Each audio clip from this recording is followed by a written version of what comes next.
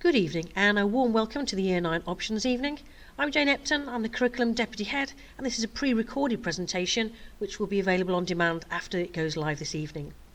If you have any questions, please use the hyperlink below the presentation, which I'll be monitoring during and after the presentation, and I will endeavour to get back to you as soon as possible, if not in real time. This evening we'll be covering the overview of the Key Stage 4 option process, then looking ahead to careers education, information, advice and guidance, looking at the specific way that GCSEs are graded, then looking even further ahead to sixth form options and how they might impact on your GCSE choices, and then how you submit your option choices, and looking at Q&A via the forms.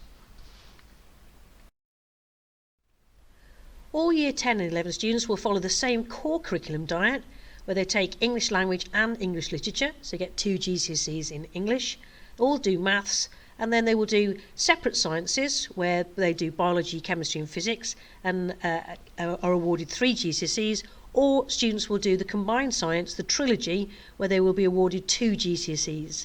Those doing the trilogy pathway will still focus on biology, chemistry and physics, but they'll sit fewer exams and will gain 2 GCSEs overall. Setting in science will start at the beginning of Year 10, and sets 1 and 2 are likely to follow the separate science route, while sets 3 and 4 will follow the combined trilogy pathway. All decisions will be made after the mock examinations in Year 11.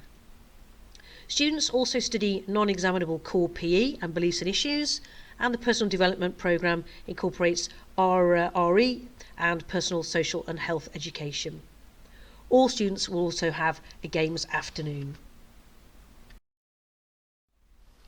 Then students will choose their option subjects. Students can choose 3 options from the following: art, business studies, computing, design and technology, economics, French, geography, history, Mandarin for those studying the MEP option of doing Chinese at the moment, PE, and religion, philosophy and ethics. The option process starts tonight, and then all of the information you will need to make those informed choices will be made available to you on Monday the 24th of January, following the Year 9 parent consultation meeting this Thursday the 20th of January.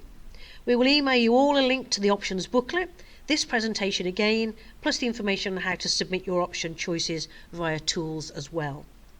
The option process will involve discussions between yourselves and your sons, with teaching staff, with tutors and housemasters, and the head of year, Mr. Williams, and myself, if you have any particular questions about the option process. Guidance sessions have already started, and led by Mr. Williams, who's been working with each tutor group on different skills and careers, and supporting students to use Unifrog as an invaluable tool to future career options. The deadline for submitting your option choices is Tuesday the 15th of February, and I'll come back to that on more than one occasion this evening.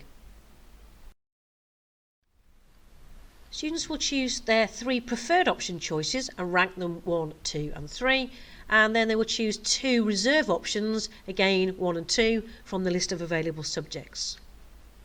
I will make absolutely every effort, I promise you, to accommodate students' preferred choices. I normally aim to achieve about 80% of students gaining all their 3 preferred options. Rarely do I have to go to 2 reserve option choices for any student, but sometimes students will inevitably get one of their reserve options due to staffing and timetable constraints. So please, can you make sure that you choose those reserve options carefully. Once the allocated options and the fixed option blocks, once they're put in place, I'll send those home in March, where you can make any amendments at that time, as long as they fit in with those new fixed option blocks.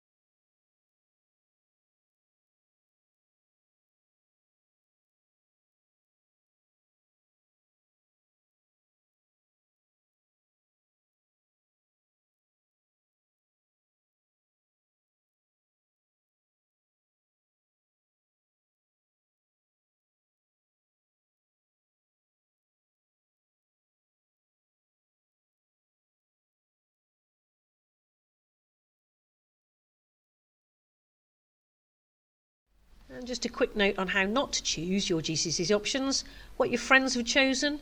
Friends might have a different skill set and a different level of motivation which doesn't match yours, and therefore it doesn't necessarily work out. The teacher are already looking ahead at next year's timetable. However, the actual teacher who might be scheduled for teaching a particular class isn't known yet. So don't choose it just on the teacher you think you might get or the teacher you think you might not get. Other students' experiences, plenty of students might talk about their experiences, but again, it's down to that level of motivation and interest in a particular subject area. One good test and exam result, every year I pretty much guarantee 1 or 2 students will come and see me and ask to change their option subjects based solely on their brilliant exam result in one particular area. And then we explored it a little bit more, but actually their reasons for choosing their original subject area was more about their motivation and their interest in that subject. Motivation, as I said, is key. Just a quick note on the 9-to-1 grading. The government's definition then of a strong pass is a grade 5. That's the international benchmark. The grade 4, though, will continue to be a level 2 achievement. So students will be awarded their grades 9 to 1, and they need to get a grade 4 and above. And then just a note on careers education within the school. We offer this through the tutor programme and assemblies. Mr Williams is working with each of the option groups at the moment, and all of the students have registered on Unifrog. If there are any concerns about getting registered with Unifrog, please can you contact Mr Orr, who's head of the sixth form. We also offer looking at skills and careers through the personal development programme, as well as the pastoral care system, and we are still planning to put on a careers fair in June. How that might proceed, I'm not too sure. Work experiences, opportunities at the end of years 10 and 12. Again, it's likely to be a virtual experience this year and possibly for next year too. Looking ahead to sixth form options, again, it's about choosing what is interesting and enjoyable and motivation, or it might actually fit into a career pathway, but you don't necessarily need to choose a GCSE in that subject to pick it up at A level. That's why I've included this in the presentation this evening. The current sixth form options are as follows in terms of some of the more traditional subjects that students have already been studying, like art and biology, and then more newly introduced subject areas like psychology and politics that aren't available at GCSE. Some of these A-levels then, for example, business studies and economics, you could take that at GCSE, but you don't have to have taken it at GCSE to pick it up as an A-level option. Just a few important dates then for you to remember. I did mention about Tuesday the 15th of February, really important deadline to submit your option choices. It's not a first come, first served basis. After that date, I will then work with all of the options that you've generated, see if I can get the best fit for as many preferred options for as many students as possible. I don't do anything up until that point, but following that point, if you haven't submitted your options, I won't be able to factor in your choices, and then you'll have to choose from the fixed option blocks at a later date. Then in March, I'll write home to you, confirming subject allocations and offer you the opportunity of changing, if you need to, within the parameters of the fixed option blocks. Year 9 internal examinations, we're planning for those to go ahead this year in early June, dates to be confirmed. And points to remember. Students should access all the relevant resources and information. That will all come out on Monday and go June tutorials as well for students to access. Assess subject teachers. How am I doing? How am I progressing? Would it be appropriate for me to choose that particular GCSE in your subject area? Do I have the necessary skills as well as being motivated and interested by the subject content? Choose subjects for the right reasons that we've already outlined, and choose reserve option choices carefully. As I mentioned, I might not be able to get all preferred option choices for everyone, so please can you consider those reserve choices carefully. as I mentioned, I'm mentioning it again, Tuesday 15th February, please, if you could submit your options by that deadline. It's not a first come first served basis, by that deadline, and then I can start putting together the option blocks. Can you please advise me on any changes as soon as possible? Even if you submit your choices and then change your mind, it may well be that I'm in a position to factor that into my changes to the option blocks. So please just email me and then I can make those changes.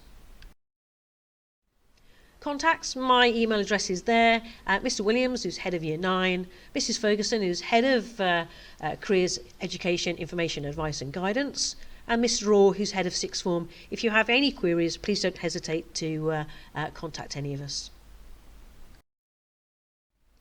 Some useful websites then, they should all be live. I checked them out the other day. Unifrog, as I mentioned, is a really good, useful website. All your sons have got access to that.